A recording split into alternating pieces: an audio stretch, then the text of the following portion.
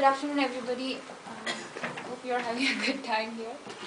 I'll defend my thesis today.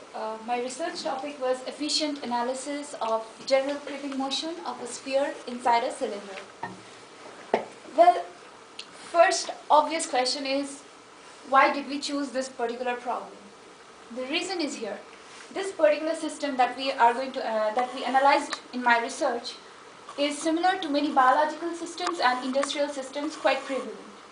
For example, the blood flow in the blood vessels, or the flow of the lymphatic fluids within the lymph ducts, or the particles in the alveoli, they are analogous system to the kind of system we will analyze. Similarly, there are many industrial systems like the particulate flow in submicron channels, microfluidic assemblies, then extrusion of melts and transport of different kinds of paints and heavy oils.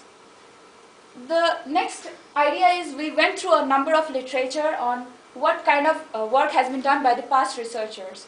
We found that numerous theoretical and numerical work has been done. However, they have a particular limitation.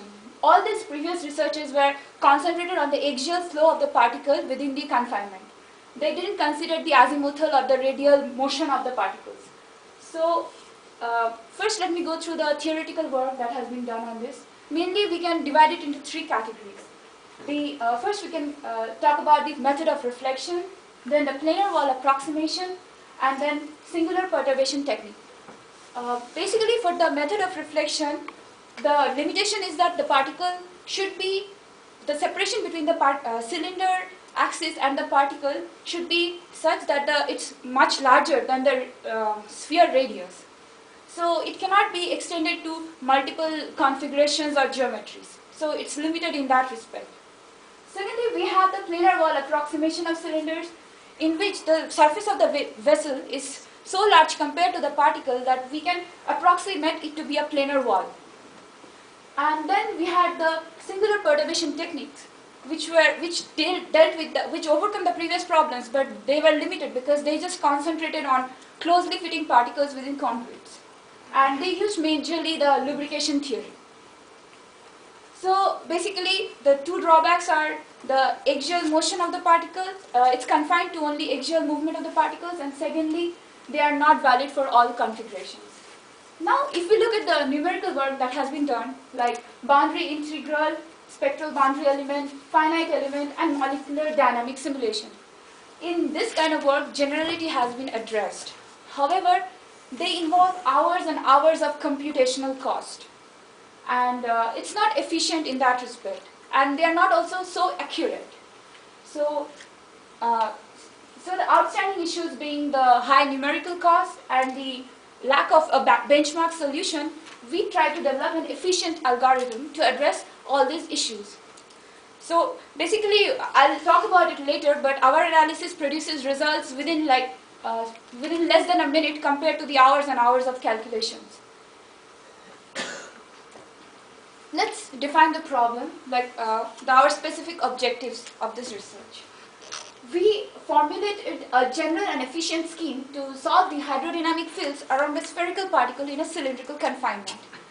Then we go on to determine the friction coefficients of the particle in a quiescent fluid, and eventually we compute we fix the particle in a parabolic flow, and then we calculate all the forces and torques acting on it, and then we let the particle be free in that flow, and we describe the motion completely. So let's get on to the organization. Well, our research is organized in the following manner. So is the presentation. Basically, we developed a general technique to solve this kind of systems for any kind of geometries, and we named it as the basis transformation method. Then we applied this particular method to the case of Stokesian analysis, where we solve the Stokes equation for a particular case where the sphere is located within the cylinder. Then we do the numerical implementation of our analysis and conduct various convergence tests to check the credibility. Then we go on to determining the hydrodynamic friction coefficients in the quiescent fluid. Then we validate our results for the limiting cases that are available from the past researchers. Then we go on to describing the motion and the hydrodynamic forces acting on the particle when it is subjected to an impending parabolic flow. And eventually we derive our conclusions. So let's talk about the geometry and the kind of coordinate systems involved. First of all, we have two different distinct coordinate systems involved because the geometries are different. First of all, the confinement geometry is described as alpha, beta, gamma coordinates, and the particle coordinate system is described in terms of alpha 1, beta 1, gamma 1. Well, we take it as 1 because we are considering a single particle. If we had multiple particles, it would have been 1, 2, say to the order of the ith particle. Now, as you can see that this particular sphere, the coordinate system is defined in such a way that we have an alpha 1 constant surface for the particle and we take it to be as A1. And then we have the cylinder for which we have the alpha as a constant. We choose the coordinate system such that the alpha is constant at A. In this way, if we can take the boundary conditions, like the vector involved here, vector field involved here is the velocity. So we can define, we can take the boundary conditions as, due to no slip, we can take it to be V as 0 on the cylinder surface, and on the particle surface, we can take it as a function of only beta 1 and gamma 1. That's because the alpha 1 is a constant. So it's only a function of beta 1 and gamma 1. I will describe later on, first we will describe the method, general method, which is valid for any coordinate systems, as I repeat. But later on we will evolve it into a system where the the conduit has a cylindrical coordinate system and the particle has a spherical coordinate system. So let's get on with the method. Well, as we call it as the basis transformation method, it looks dangerous here, but it's not that dangerous. It's very similar to the simple method of separation of variables. You know, like we used to solve linear partial differential equations. There are only two differences with that. First of all, here in this method, we take the boundary conditions at different types of surfaces, like the particle surface and at the cylinder surface or the confinement surface, which is not the case in the simple method of separation of variables. And also the dependent variable here is a vector instead of a scalar, as we see in separation of variables.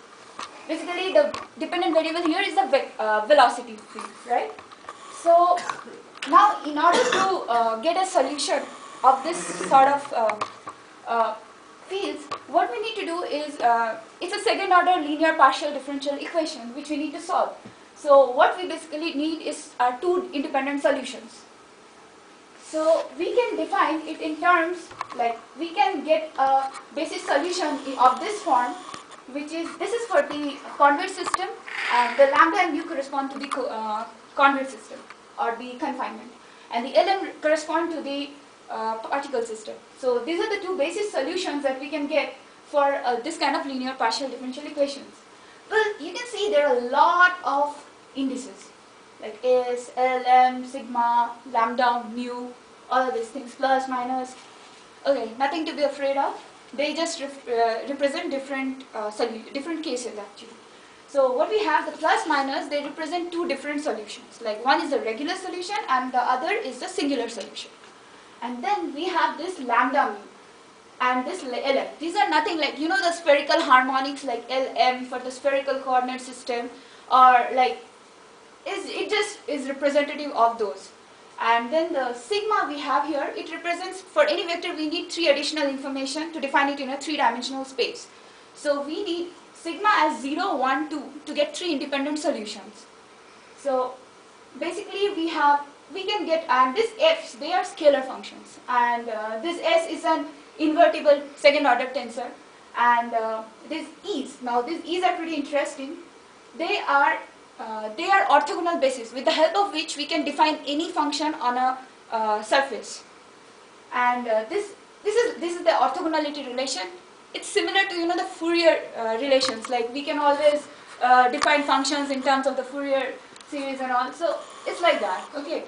So if we can define the basis solutions as this, then we can get a general solution pretty easily, which is nothing But you know that if there are different independent solutions, it can always be a linear combination of those independent solutions. So what we do here is a linear combination. So V has a general solution, which is a linear combination of these solutions we get here. Now you see this is a pretty funny expression. Well, nothing to be afraid of. This lambda and mu here, they can be either discrete or continuous depending on the confinement geometry. For a Cartesian geometry, this xy, they are this lambda mu, they represent the amplitudes of the components of the wave vectors x and y. And again in the cylindrical, and so they are continuous. In the cylindrical system, they are discrete. Okay, so depending on that, if it is continuous, we integrate it, and if it is discrete, we do a summation over it. So this is the symbol. It's not. It means nothing dangerous. Okay, so we have got these expressions. Now you can see, like, if this is in our particular case, we solve for these c's so that we can find the solution. All you need to do to solve this equation, solve this problem, is you need to find these two coefficients, c plus and c minus. And how can you do that? You have two unknowns, you need two equations. That's it. So now what we do here is we take, we can substitute this equation in this equation, and because alpha 1 is constant for the particle, we can replace it with the constant which is the a1, and then we can just like do some like manipulation, and we can get this equation, which is not hard to get. And then what we can do, like as we define this E, with the help of this we can define any vectors, right? So what we do is, we have this V, we can express in terms of E and a particular amplitude A. There should be some coefficient along with the basis vector E. Okay, so if we can like express V in terms of that, and we already have an expression of V like this, then we equate the both of them, and then we can easily get, this expression should be equal to something with E and ALMS, and if we just equate the coefficients, we get an equation like this. So we have already one constant equation to derive our C plus and C minus. So now the second question is, how do we get a second equation? So LMS is known here, right? LMS, yeah, it should be known. So, well, so how do we get our second equation? Yeah, here you go. So what we need for it? Transformations between the various coordinate systems we have. So there are certain, we have this transformation relations. I'm not going into the details of the derivations, but we can get this transformation relations, like forward transformation and the reverse transformation. These are the TF and TRs are the transformation coefficients. Just have a look at them. And then we define the Dirichlet boundary conditions on the boundary conditions, and using a particular case of convex reflection, we can get a relation like this. And if we substitute this equation in our previous equation and equate, then we can get an equation, a constant between C plus and C minus is this. Now we already have a relation between C plus and C minus with the ALMS equation, as you saw earlier. So what we need to do is replace, like insert this equation in that, so we have it in completely in terms of C minus, and we can just solve for C minus, and the final expression is going to be something of this sort. We can take an additional particle reflection if we want to get rid of the, like if we want the equation to be in terms of some other variables, then we can always do it like this. We can use a particle reflection instead of a convex reflection, and we can get, this is an n-dimensional equation. And remember this F, it is going to be very relevant when we are trying to calculate all our friction coefficients and forces and torques later on. Well, now that we have developed our general method, we are going to apply it for a, this is bothering me. Well, we will have to apply it for a particular case to solve the Stokes equation. The Stokes equation, as we all know, is of this form. It's a pretty known form, and this is the eta is the viscosity, V is the velocity, and P is the pressure. And now what we do is we can use known vector identities, and we can always write this equation in a form like this, which is a triple curl of the velocity, and we can represent this the Stokes equation like this. Now you can see that in order to find a solution to this equation, we, from what Lamb has done earlier, we know that